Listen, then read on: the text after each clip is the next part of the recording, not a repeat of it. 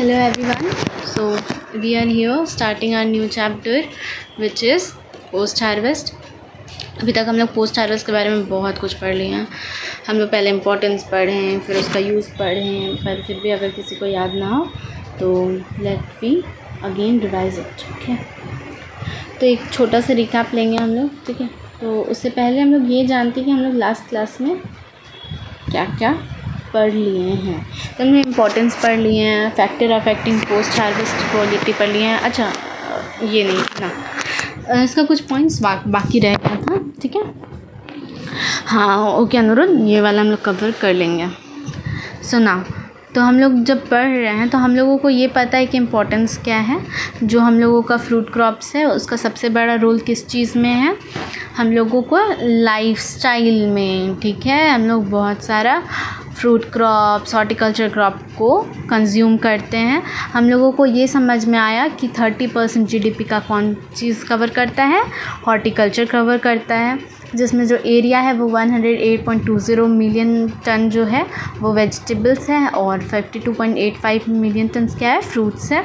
हम लोगों को ये समझ में आया कि लाइफस्टाइल में कितना ज़रूरी है जो वो फ्रूट्स जो होते हैं उसके ब्रेकडाउन मतलब क्या बोलते हैं, क्वालिटी ख़राब होने का रीज़न क्या क्या होता है, improper handling, mechanical losses, physiological losses और इस टाइप का बहुत सारा लॉस।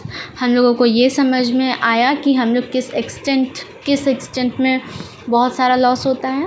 वो सबसे पहले किस चीज़ में होता है, हम लोग का फील्ड में कितना लॉस होता है 15 to 20%, पैकेजिंग में कितना होता है 15 to 20.4% और ट्रांसपोर्टेशन में 30 to 40%, मार्केटिंग में 30 to 40% और ऐसे ही रेडिश के केस में क्या होता है, सबसे कम लॉस होता है विच इज़ 3.3 to 5%। ठीक है, फिर हम लोग ये पढ़े कि पोस्ट हार्वेस्ट लॉस क्या होता है। तो जितना भी लॉस हार्वेस्टिंग के बाद होता है तो उसको हम लोग पोस्ट हार्वेस्ट लॉस कहते हैं।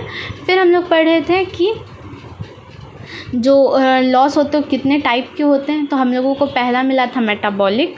जो मेटाबॉलिक लॉस था वो कौन सा था, वो मेटाबॉलिक लॉस वो लॉस होता है जो कि हॉर्टिकल्चर का रेस्पिरेशन, जो टूटने के बाद जितना रेस्पिरेशन होता है जिसकी वजह से फूड रिजर्व जो होते हैं वो ब्रेक डाउन होते हैं और ऑर्गन्स का एजिंग होता है, तो हम लोगों का जो फ्रूट होता है उसका क्वालिटी डिग्रेड होता है। फिर हम लोग पढ़े थे मैकेनिकल।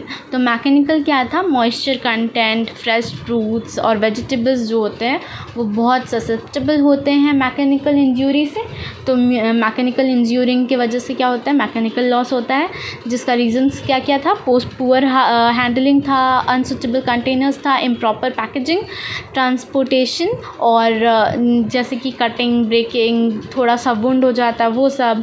फिर डेवलपमेंटल था जिसमें कि स्प्राउटिंग, रूटिंग, सीड जर्मिनेशन ये सब आता था।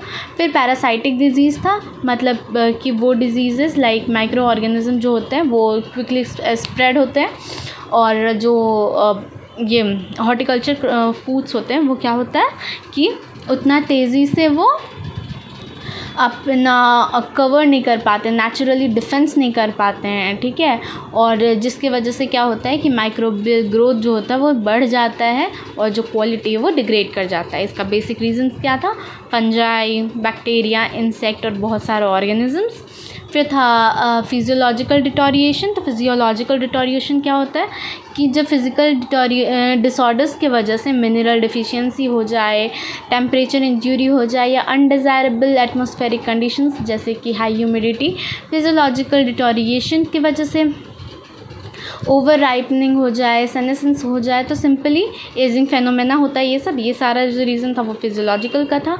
Lack of market demand, consumption और बहुत सारा और भी रीज़न है जैसे कि absence of pre cooling and storage, like poor storage facilities, lack of infrastructures, inadequate technical support और भी बहुत सारा कुछ। तो मैंने ये क्विक रिकैप कर दिया और फिर हम लोग इम्पैक्ट पढ़े थे कि पोस्ट हार्वेस्ट लॉस का क्या क्या इम्पैक्ट होता है।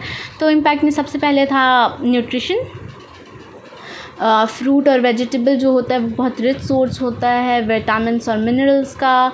जो विटामिन्स और मिनरल्स होते हैं वो क्या होता है, हम लोगों को एक वैल्यूबल फूड प्रोवाइड करता है। हर लोग इसको अडॉप्ट नहीं कर पाता है, लेकिन क्या होता है ये बहुत ज़्यादा इम्पॉर्टेंट नहीं है कि हम लोग इसको क्वांटिटेटिव टर्म में देखें, ये हम लोग को क्वालिटी प्रोवाइड करता है। ठीक है, तो हम लोग क्या करते हैं कि बहुत ज़्यादा कंज्यूम नहीं करते। जैसे एप्पल हम लोग 2 या 3 मैक्स खा लेंगे 3 दिन में। ठीक है, एक डेली का।